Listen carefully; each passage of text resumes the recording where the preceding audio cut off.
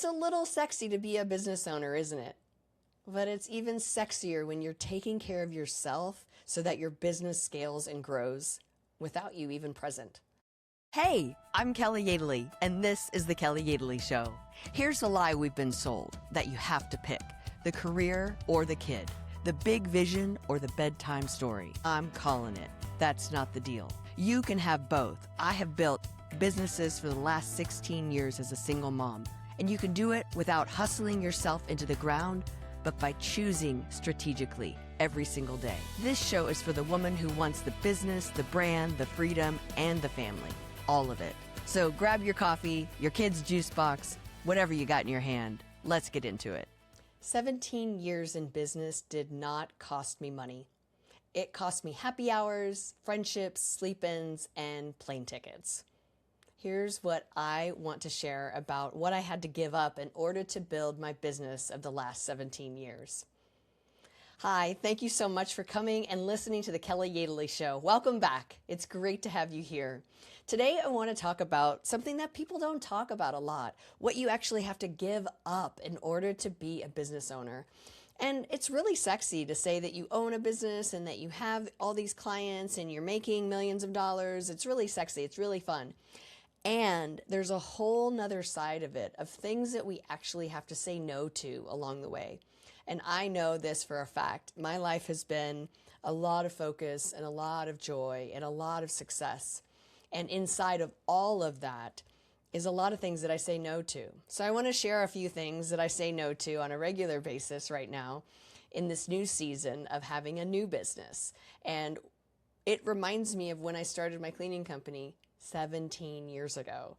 So there's many things that we get to say yes to as business owners.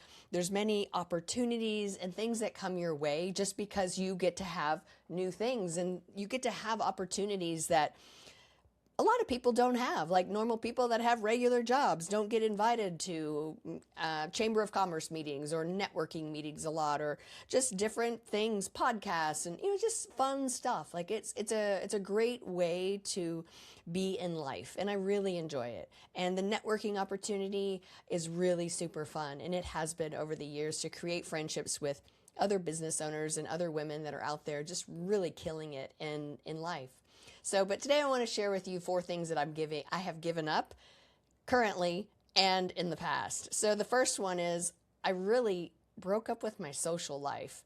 Like that is something that I really haven't completely been okay with in my lifetime as a business owner, but it's also something that has made me razor sharp and focused.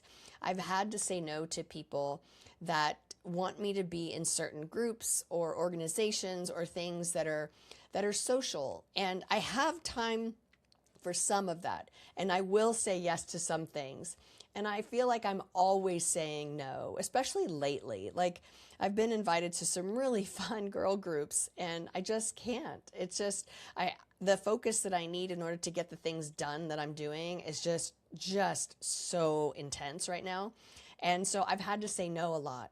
So if you're saying no in your life, it's not cold. It's just necessary in order to get everything done. And I'm an empty nester right now. So it's just me and my dog. Like I remember back when Carly was little and we didn't have a dog at the time, but I mean, I had her full entire child actor life and just school, like getting her to school. I remember the first time that she had been in preschool and they reminded me like, oh, kindergarten starts at 7:45. You got to get her to school by 7:30. And I was like, every day. I remembered that. I was like, oh my gosh, my life is about to change. Because back then I was in sales and I could, show up to my first client around 9 and they didn't really want me there earlier. So I dropped her off at like on the way, 8:45, and then started my day.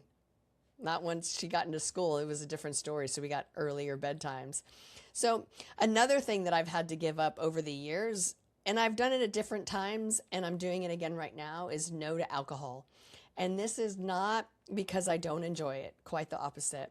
But one thing for me with alcohol, and I don't know if this is it for you, but it messes with my emotions. So if I have a glass of wine or an old fashioned or a glass of rosé or a vodka soda, sorry. Um, if I have an drink of alcohol, the next morning I'm feeling a little blue. I'm feeling a little, my energy is drained. I'm a little less myself. I'm not as high energy. And I've noticed that over the years, and it's not okay with me. So right now, and I mean, like, P.S., it dehydrates you, so I'm worried about my voice. And it also messes with my sleep. And not to mention, like, the weight loss issue and all of that. So, I mean, there's many, many reasons to say no, and it's not fun. I have recently had a mocktail a few times, and I've tried non-alcoholic beers because it used to just be O'Doul's, and now they have different kinds. So I'm not always wanting to pay $9 for a mocktail, or $7 for a non-alcoholic beer, but sometimes it's fun to play, with the other kids. And it's also, I really enjoy a beer with a hamburger.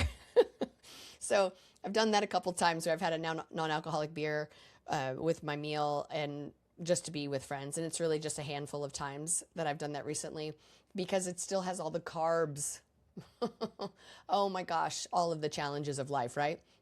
So I have said no to alcohol recently. I don't know if that will be a forever thing.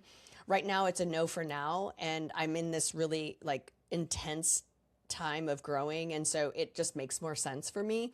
But I can't really afford, like, the foggy brain and the emotional trap that it offers me right now. And I'm not a fan. I've also said no to the opportunity to go out to parties and late nights. I don't go out as much dancing right now. And all of that is its own version of good and hard. I am in bed by 9. I wake up around 4:30 every day. And that rhythm has been that way for a long time now.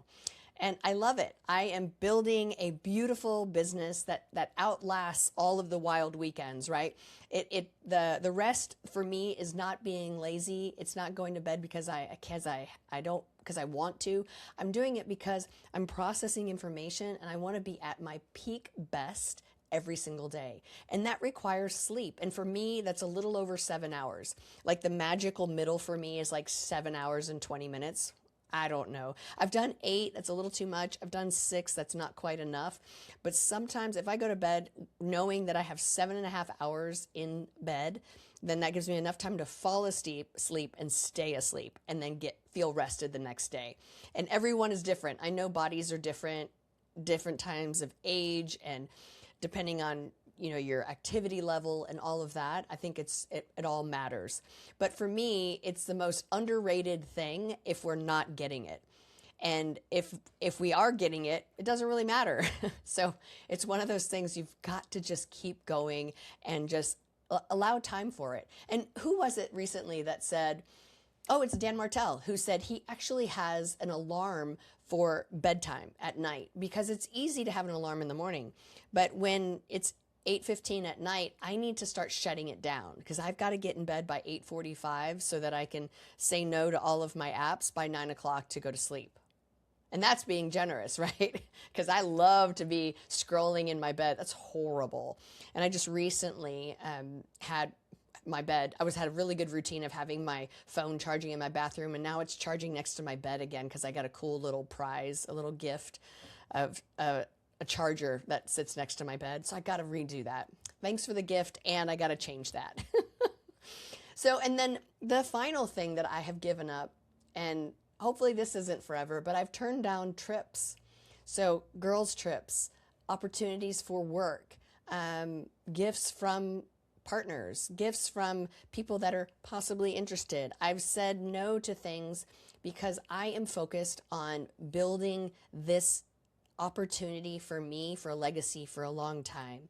And so taking my eye off of that gets really complicated. My people are just in the beginning stages of getting everything together and learning all of the just the playbooks and the SOPs of my world. And so I want to make sure that I'm a part of that. Now, that's not forever, and we do have remote work, and working off of your computer is definitely something. But I know over the years, that's one thing that I have had to say no to. And I realize that the game of it all is to stay together for yourself and focus on what matters for you. So if you're saying no to things in your life because of your business, because you're focused, that is the only reason that you need to think of. There's not anybody else's opinion in that. If you're not doing something that someone else thinks you should, and that just doesn't work for you, you just listen to you. We women know what's right. We trust our instincts. For me right now, also food, I'm really tight with my food. I caught myself eating Oreos yesterday. Girl, what are you doing? I haven't done that in months. You know, it's stressful sometimes, and when I'm stressed, my body craves sugar, and so I know that's a red flag. When I'm craving sugar, I know that's a red flag, and I got to pull back and ask myself what I'm dealing with. What emotion is going through my head? Am I scared? Am I tired? Am I overwhelmed?